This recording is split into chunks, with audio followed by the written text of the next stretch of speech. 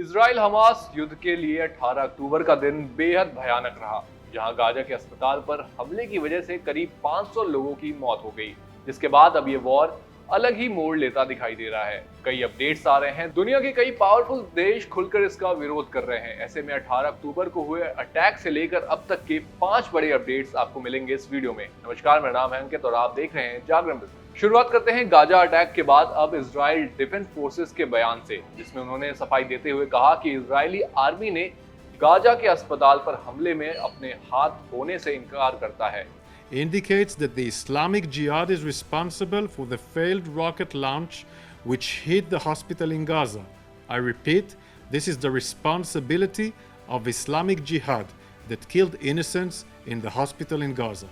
IDF ने कहा कि आर्मी के ऑपरेशनल सिस्टम ने गाजा की ओर से इजराइल पर रॉकेटों की बौछार डिटेक्ट की थी। उनमें से ही एक रॉकेट मिसफायर होकर अस्पताल पर गिरा, जिसकी वजह से ये दुर्घटना हुई। वहीं आईडीएफ के अनुसार इस हमले में गाजा में सक्रिय दूसरे आतंकी समूह इस्लामिक जिहाद का हाथ है। दूसरी बड़ी खबर है जो बाइडेन का बयान। अल जजीरा की एक रिपोर्ट के अनुसार बाइडेन ने कहा कि इस हमले में इजराइल का नहीं बल्कि हमास या किसी और संगठन का हाथ है। बाइडेन ने आगे कहा कि हम युद्ध के खिलाफ हैं और लगातार ऐसे लोगों को डिटेक्ट कर रहे हैं जो इस युद्ध को बढ़ाना चाहते हैं। तो चलिए अब बढ़ते हैं अपने तीसरे अपडेट की तरफ। तो इजराइल और हमास युद्ध का असर लगातार भारतीय शेयर बाजार पर दिख रहा है। गाजा में हुए हमले के बाद अब शेयर बाजार खुले तो सेंसेक्स में लगभग 500 पॉइंट्स की गिरावट आई। हालांकि बाद में ये 300 पॉइंट्स गिरकर बंद हुआ।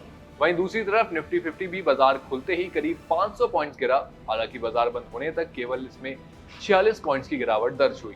बढ़ते हैं अगली बड़ी अपडेट की तरफ। तो जो बाइडेन के बाद अब ऋषि सुनक भी इजराइल पहुंच चुके हैं। इजराइल पहुंचते ही ऋषि सुनक ने इजराइल के प्रधानमंत्री नेतन्याहू से एक प्राइवेट मुलाकात की है, जिसके बाद ऋषि सुनक का बयान आया कि यूके इजराइल के साथ इस युद्ध में खड़ा है और इजराइल के राइट टू डिफेंड को पूरी तरह से सपोर्ट करता है। साथ ही उन्होंने कहा कि हम हर तरह की मदद इजराइल को देते रहेंगे। तो चलिए आज की आखिरी बड़ी अपडेट की बात कर लेते हैं। तो नेटवर्क 18 की एक रिपोर्ट के अनुसार अब इस युद्ध में ईरान भी शामिल हो सकता है। दरअसल गाजा पर हुए हमले के बाद ईरान ने बयान देते हुए कहा कि इजराइल और अमेरिका को अब लगभग 57 मुस्लिम देशों से जंग करनी होगी और अगर ऐसा होता है तो कई और देशों को भी इस युद्ध में शामिल होना पड़ सकता है। आपकी इजराइल हमास वॉर पर क्या राय है, हमें कमेंट बॉक्स में जरूर बताएं। साथ ही अगर आपको ये वीडियो पसंद आई है तो इसे भी लाइक, कमेंट और शेयर करना ना भूलें और देखते रहें जागरण।